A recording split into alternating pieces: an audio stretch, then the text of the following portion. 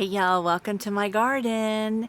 Today I'm going to be talking about my top 5 favorite plants that are in my garden right now. Means they're my favorites right now, not favorites of all time, but right now, because they're doing some pretty spectacular things. The first one I want to talk about is this clustered bushment. First of all, it's gorgeous. Look at it.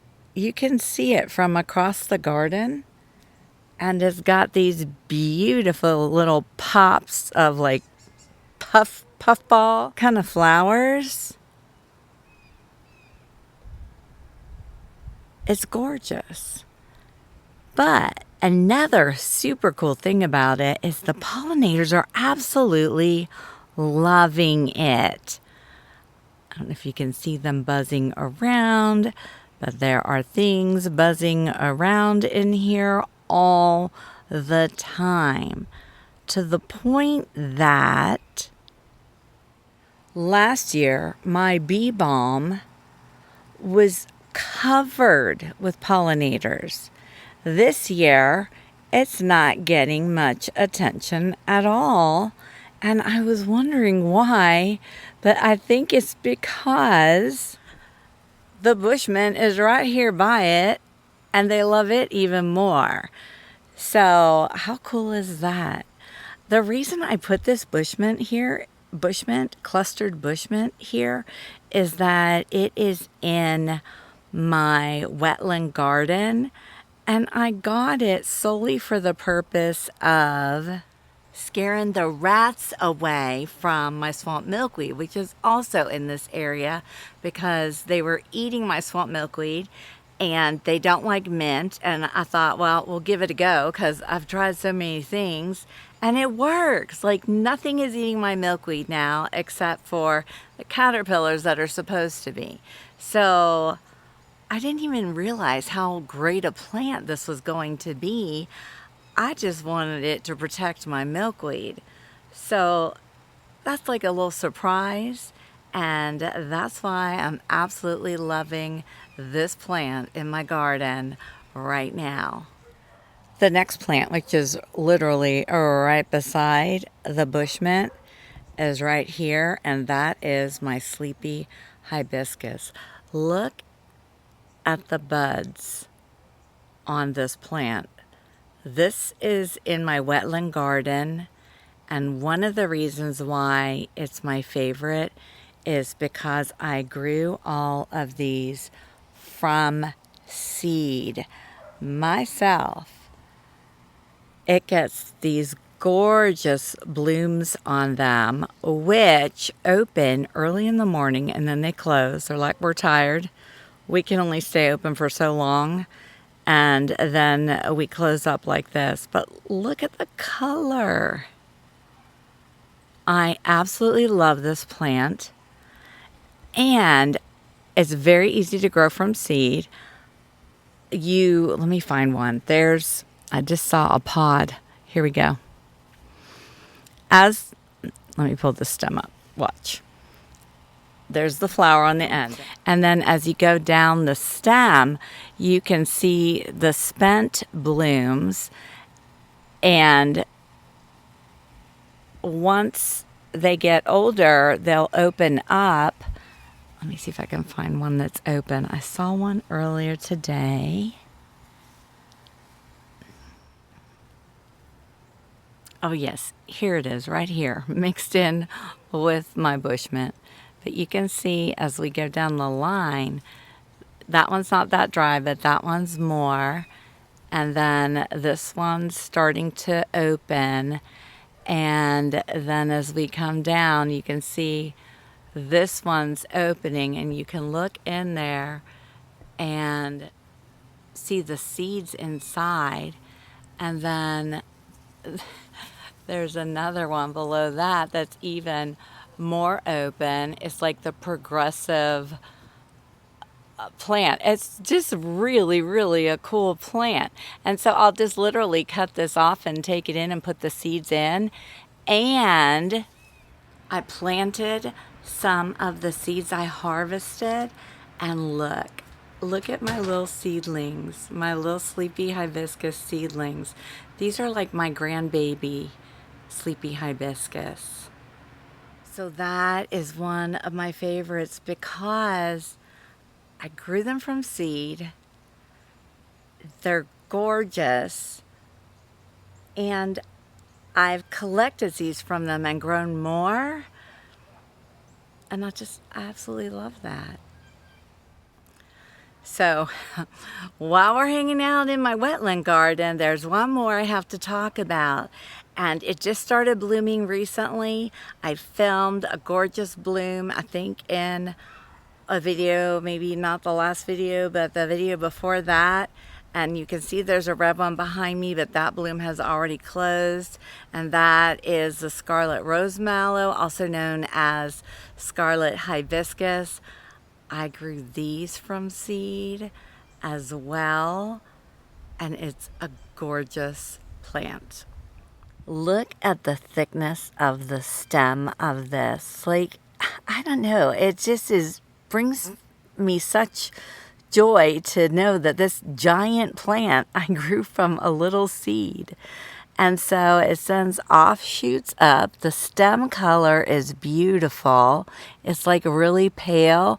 So it just kind of stands out. And then it gets very tall. And it has these giant buds, which of these ones already flowered, but look, there's something in.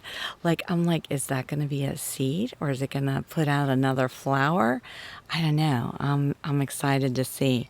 And then this one just closed up, but you can see the gorgeous color. The blooms don't last long.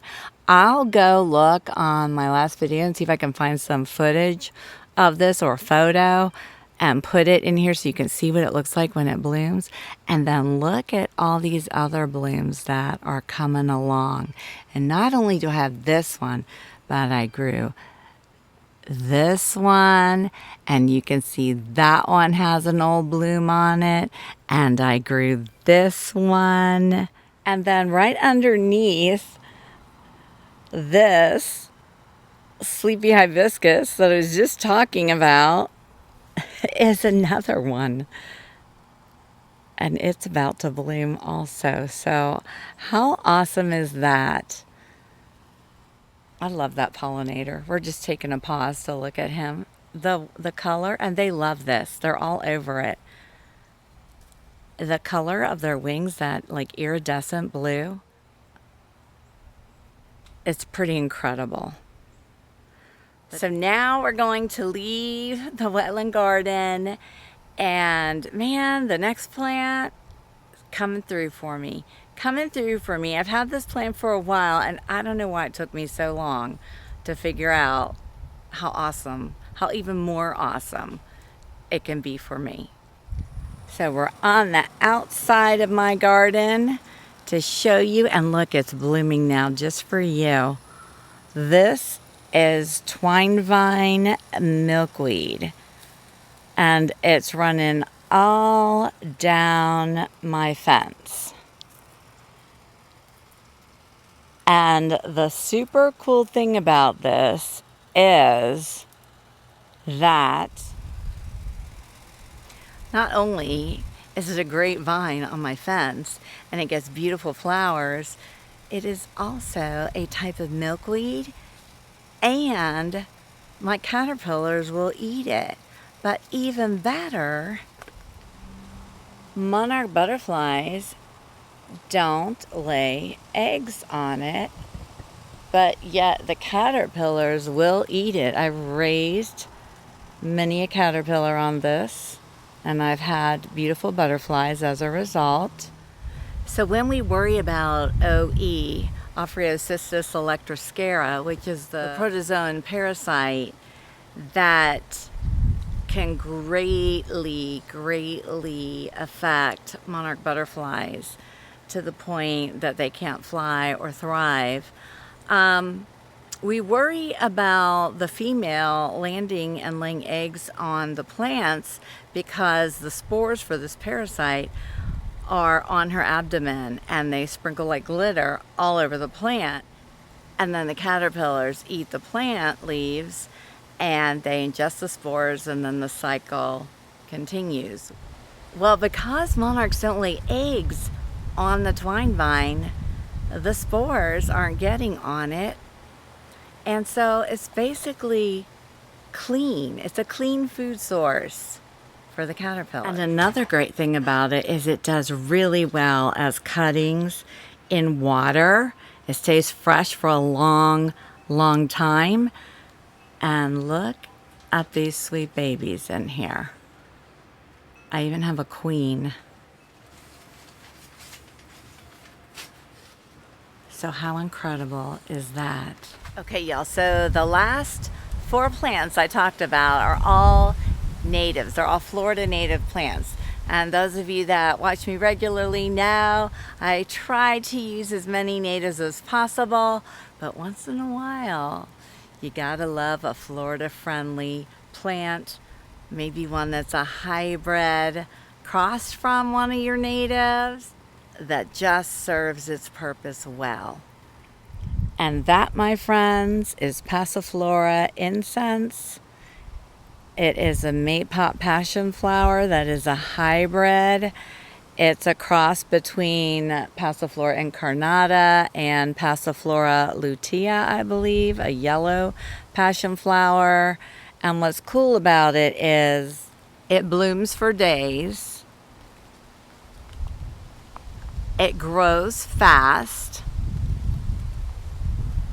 And it provides a lot of food source for Gulf fritillary caterpillars and zebra longwing caterpillars. So if you have this growing in your garden, oh, it just started to rain, you'll never run out and you always have food for them.